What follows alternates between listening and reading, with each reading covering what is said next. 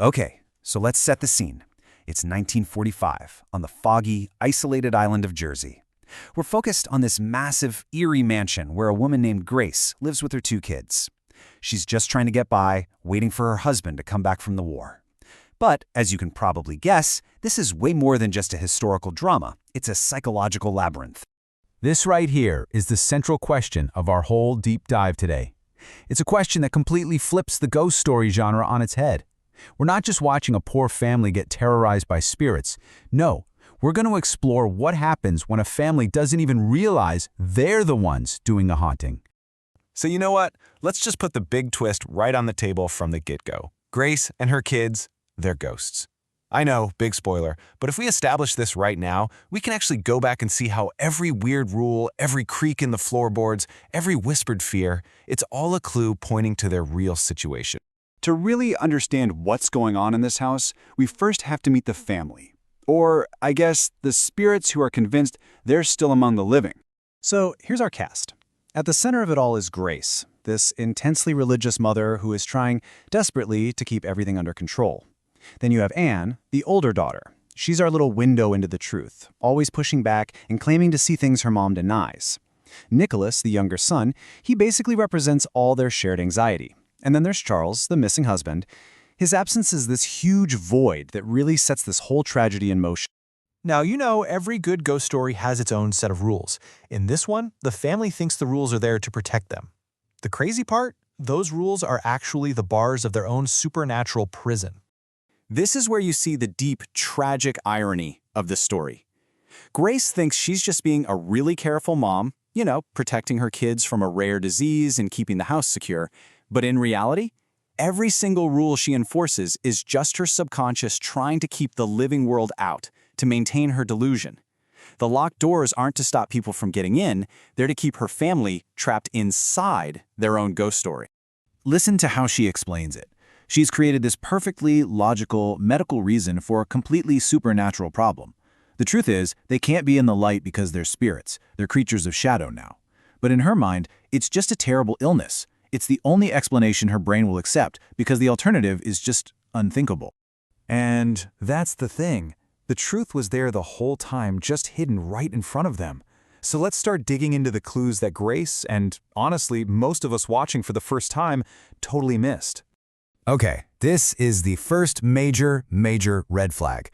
Grace needs new servants, so she's getting a letter ready to send to the paper. But before she can even post it, 3 people just show up at her door, asking for the job. She thinks it's weird, for sure, but she's so desperate for help, she just rolls with it. This is a huge tell that something is not right. And here's the explanation from Bertha, the head servant. On the surface, it sounds sweet, almost nostalgic. But that phrase, a very long time ago, it's doing some serious heavy lifting. She's not just reminiscing, she's being completely literal. And here's why.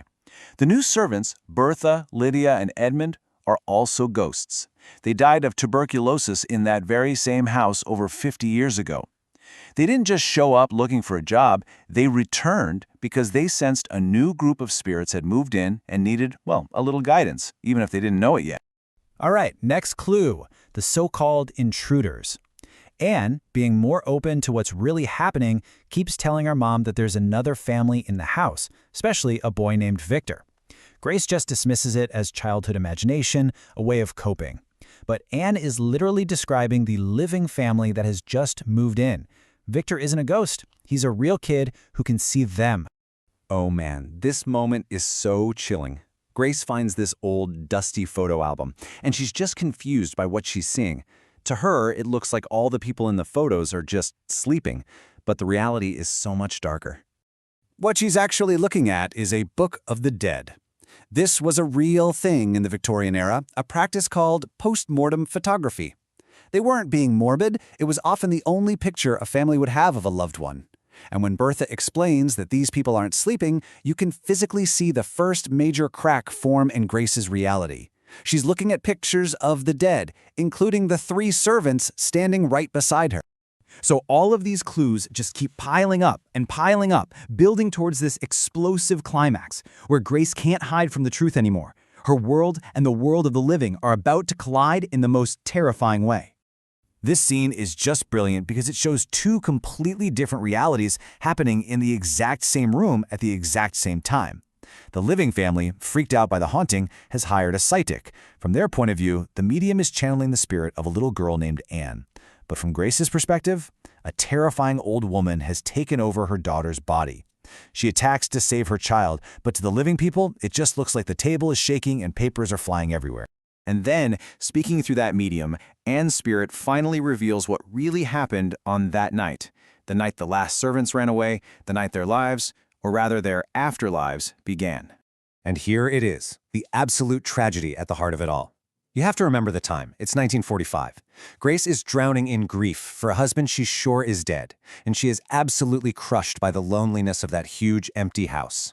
It wasn't just sadness, it was a total psychological breakdown brought on by this immense trauma.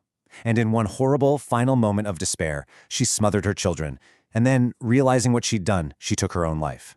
The act was so traumatic, so unbearable, that her spirit and her children's spirits just couldn't process it. They hit reset and just kept on living as if that day never happened.